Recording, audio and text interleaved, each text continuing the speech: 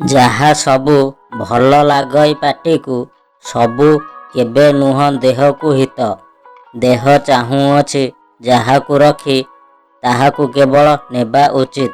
ଆଖିରେ ଦିଶୁଛି ଯିଏ ସୁନ୍ଦରିଆ, ସବୁ କେବେ ମିତ ନୁହଁ ସୁନ୍ଦର। କିଛିଟା କରିବା ପୂର୍ବରୁ ଭଲରେ ଅନ୍ତର୍ଦୃଷ୍ଟି ଦେଇ କର ବିଚାର। ମନ ଯାହା ଚାହେଁ ସବୁବେଳେ ତାହା କେବେ ହେଲେ ମିତ ନୁହଁ ଭଲ। ଜୀବନ ରାସ୍ତାରେ ଚାଲିବାକୁ ହେଲେ ହାତେ ମାପି ଚାଖଣ୍ଡେ ଚାଲ। ମା କାନ୍ଦିଥିଲା ଗର୍ଭସ୍ଥ ଶିଶୁର ଗୋଇଠା ପ୍ରହାର ଖାଇ। ପ୍ରସବ ବେଳେ ବି କାନ୍ଦିଲା ଅସହ୍ୟ ଯନ୍ତ୍ରଣା ପାଇ। କାନ୍ଦୁଥିଲା ଦିନେ ପିଲାଟିକୁ ତାର ମଣିଷ କରିବା ପାଇଁ।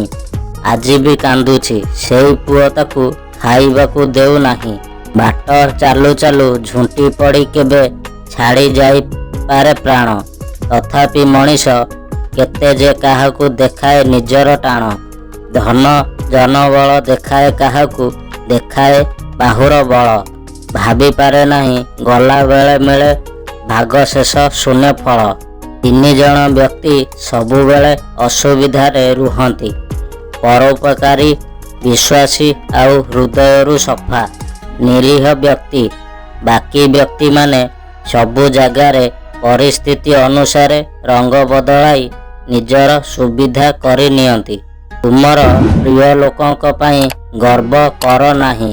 ସମସ୍ତେ ଏକା କରି ଚାଲିଯିବେ ଯେତେବେଳେ ତମର ଖରାପ ସମୟ ଆସେ। ଜଣେ ବ୍ୟକ୍ତି ଠିକ୍, ତାହେଲେ ଦାରିଦ୍ର୍ୟ ମଧ୍ୟ ତାଙ୍କ ସହିତ ଖୁସିରେ ଜୀବନ ବିତେଇ ହୁଏ। ଯଦି ବ୍ୟକ୍ତି ଭୁଲ, ତେବେ ଯେତେ ଧନ ଥିଲେ ମଧ୍ୟ ବହୁ କଷ୍ଟରେ ଜୀବନ ବିତିଥାଏ। ରାଗରେ ଆମେ ଅନେକ ସମୟରେ ଅନ୍ୟକୁ କଟୁ କଥା କହିଥାଉ। କହିବା ଲୋକ ଏସବୁ ଭୁଲିବାକୁ ଚେଷ୍ଟା କରେ, ହେଲେ ଶୁଣିବା ଲୋକ ଶେଷ ନିଶ୍ୱାସ ପର୍ଯ୍ୟନ୍ତ ଏସବୁ ଭୁଲେ ନାହିଁ। ତେଣୁ ପଦୁଟିଏ କହିବା ପୂର୍ବରୁ ଭଲ ଭାବରେ ଚିନ୍ତା କରିବା ଉଚିତ। ପ୍ରତ୍ୟେକ ବନ୍ଧୁତା ପଛରେ କିଛି ସ୍ୱାର୍ଥପରତା ଅଛି। କୌଣସି ବନ୍ଧୁତା ନାହିଁ ଯେଉଁଥିରେ ସ୍ୱାର୍ଥପରତା ନାହିଁ।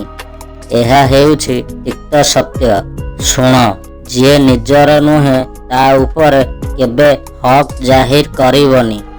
ଆଉ ଯିଏ ବୁଝି ନ ପାରିବ ତାକୁ କେବେ ନିଜର ଦୁଃଖ କଷ୍ଟ ଯନ୍ତ୍ରଣା କିଛି ବି କହିବନି।